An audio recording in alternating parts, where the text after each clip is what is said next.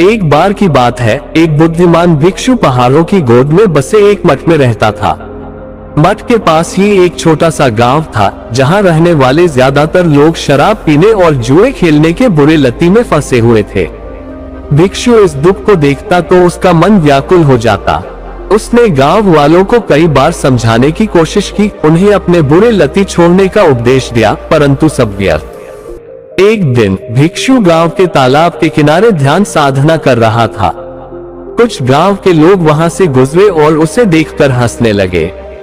वे उद्दंड थे और शराब के नशे में धुत। उन्होंने भिक्षु से पूछा, हे भिक्षु, तू हमें ये सब उपदेश देकर क्या पाएगा? हम जिंदगी को ऐसे ही जीना चाहते हैं जैसे जी रहे हैं।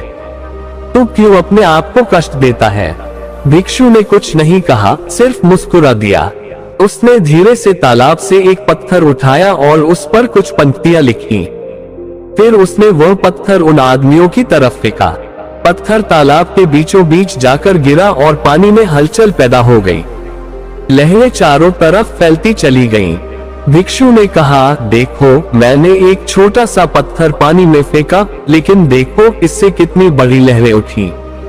उसी तरह तुम लोग ज्यादातर अपने जीवन में छोटे छोटे बुरे काम करते हो, लेकिन उनका प्रभाव तुम्हारे ही नहीं, पूरे गांव और समाज पर पड़ता है।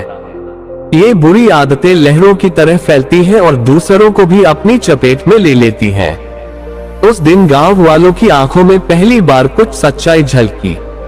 भिक्षु की बात उनके मन में घर कर गई। धीरे धीरे कुछ लोगों ने शराब और जुए को छोड़ना शुरू किया। दूसरों ने भी उनका साथ दिया। कुछ समय बाद पूरा गांव बदल गया। बुरे लती कम होने लगे और गांव में शांति और समृद्धि का वातावरण बन गया।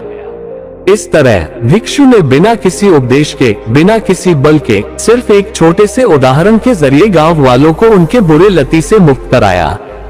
ये कहानी हमें सिखाती है कि हमारे छोटे छोटे कर्म ही जीवन का बड़ा चित्र बनाते हैं। इसलिए जरूरी है कि हम अपनी आदतों पर नजर रखें और जिंदगी को सकारात्मक दिशा दें।